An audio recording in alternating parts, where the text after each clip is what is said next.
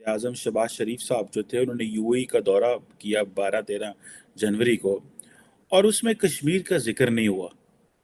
और नॉर्मली ये होता था कि पाकिस्तान का वजीर आजम जहाँ जाता था कश्मीर का जिक्र जरूर होता था। नहीं है, वो अखंड भारत की सोच वाले हैं। ये आरएसएस के लोग हैं। ये वाजपेयी वाला बीजेपी नहीं है, ये मोदी का बीजेपी है। पड़ा है 700 कंटेनर कराची एयरपोर्ट पर पड़ा है, 700 कंटेनर, और आपके पास पैसा नहीं है कि उनको रिलीज करा सकें। ये जो फाइनेंशियल कंपल्शंस हैं और ये दिवालिया होने की बातों ने पाकिस्तान को उसके जो कोर इशू है कश्मीर, जिसको हम corner stone of Pakistan foreign policy कहा करते थे, उससे भी पीछे हट गया पाकिस्तान।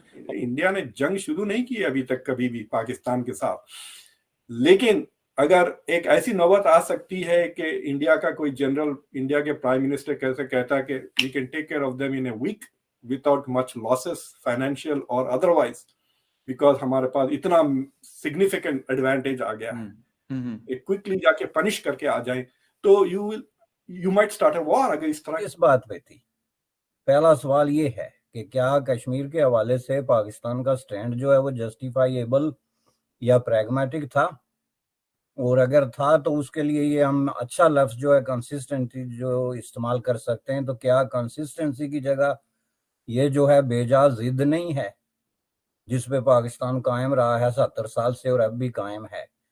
और अंदर से पाकिस्तान ने हर हवाले से, मैं आपको बता दूं, हर हवाले से बारगेनिंग के लिए हर दौर में, हर जमाने में, ख्वाह वो मिलिट्री की तरफ से हुआ हो, एस्टेब्लिशमेंट की तरफ से हुआ हो या इलेक्टेड ऑफिशियल्स की तरफ से हुआ हो, कोई ना कोई बारगेन करने की कोशिश की इंडिया के साथ।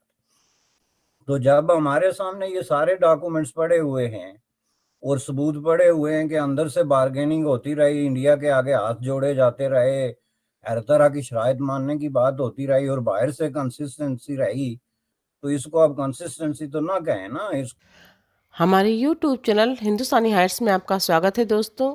जैसा कि आप सब जानते हैं कि भारत और पाकिस्तान के बीच में कश्मीर एक बहुत बड़ा मुद्दा रहा है, या यूँ कहिए कि पाकिस्तान ने उसे एक बहुत बड़ा मुद्दा बना रखा है टकराव के लिए।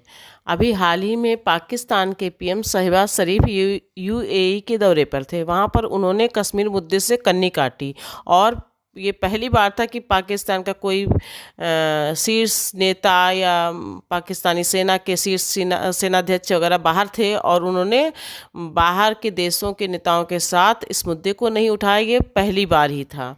तो इसको इस तरह से देखा जा रहा है कि पाकिस्तान की खस्ता मारी हालत को देखते हुए पाकिस्तान कश्मीर मुद्दे से कन्नी काट रहा है, उस मुद्दे से बचना चाहता है, क्योंकि जानता है कि बाहरी देश उसे ऐड तो दे देंगे, पैसे तो दे देंगे, पर भारत के खिलाफ खड़े होकर कश्मीर मुद्दे पर उसका साथ कभी नहीं देंगे।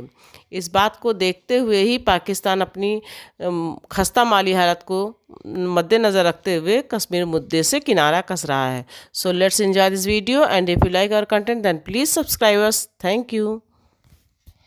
आजम शहबाज शरीफ साहब जो थे उन्होंने यूएई का दौरा किया 12-13 जनवरी को, और उसमें कश्मीर का जिक्र नहीं हुआ।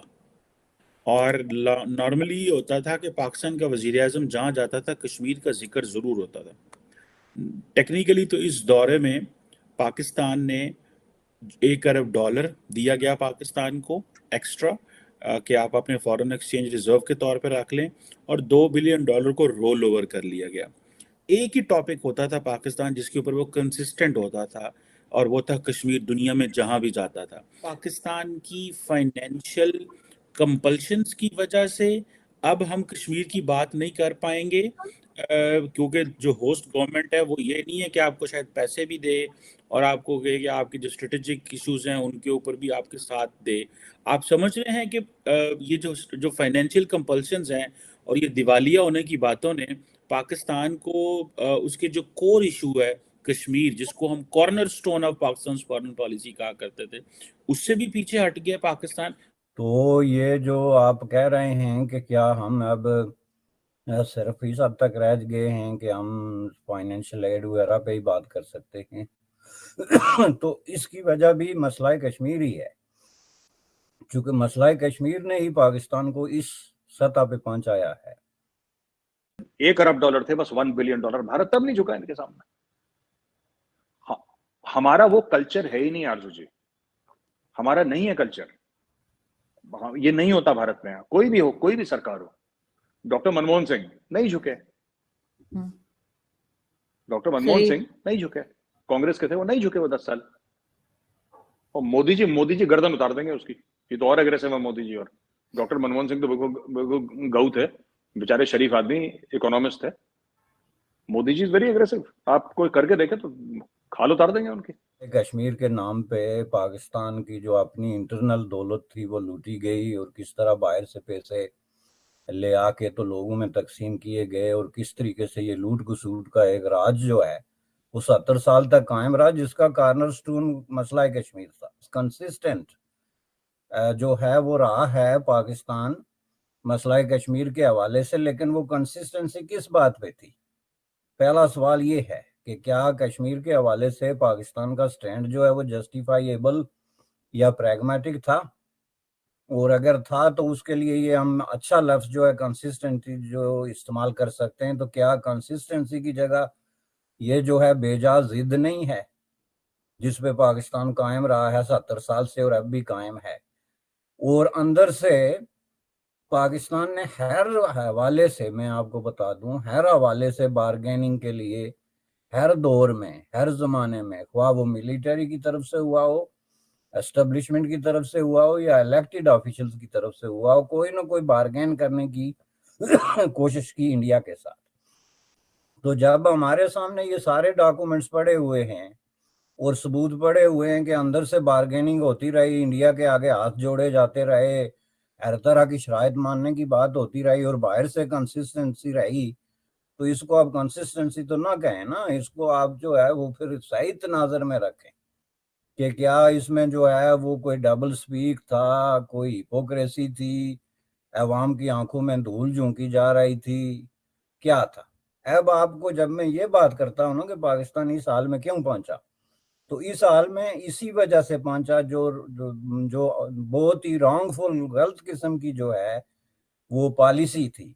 जो आपकी पॉलिसी थी उसमें तो इंडिया एज ए कंट्री जो है वो एक माइक्रोस्कोपिक किस्म की मक्खी बना के आपने रख दिया कि उसको जब मर्जी आप उठा के उधर फेंक देंगे, उधर फेंक देंगे।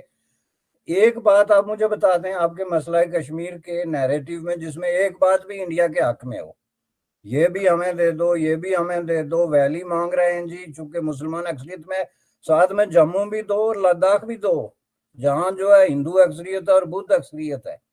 आपने तो ये समझा कि इंडिया एग्जिस्ट ही नहीं करता, और इंडिया जो है वो अंदर ही अंदर आराम से ठंडे दिमाग से जो है वो इस पे लगा रहा, तो बिलाखिर उसने जाके आपको दिखाया कि हम कहाँ एग्जिस्ट करते हैं, आप कहाँ एग्जिस्ट करते हैं। 3 जंगें आपने लड़ी, उस पर कितने पैसे खर्च हुए? लेट अलाउन पैसे खर्च होना, एक जंग जो आप लड़ते हैं तो वो जंग करने से 2 साल पहले और जंग होने के 2 साल बाद तक की आपकी सारी प्लानिंग, मैशियत, हर चीज उसके इर्द गिर्द घूमती है। ठीक है, तो आप मुस्तकबिल के मंसूबे नहीं बना सकते, आप आने वाली नस्लों के बारे में नहीं सोच सकते। आप हिंदुस्तान जो तकसीम हुआ था वो जो है वो वाघा और राजस्थान तकसीम हुआ था ना, राजस्थान के बॉर्डर, उसमें कश्मीर का तो कोई बॉर्डर उस स्कीम में शामिल ही नहीं था। तो आपका इंडिया के साथ जो तकाजा मसनूई तौर पे आपने क्रिएट किया, उसकी बुनियाद पे आपने लड़ाइयाँ लड़नी शुरू कर दी, उसकी बुनियाद पे आपने पॉलिसियाँ बनानी शुरू कर दी, और उसकी बुनियाद पे आपने एक सिक्योरिटी स्टेट जो है खड़ी कर दी, जिसमें कि पैसा इस तरह गायब हो रहा है जिस तरह के वो एक ब्लैक होल होता है जिसमें आप फेंकते जाएं और आगे पता ही नहीं किधर जा रहा है। तो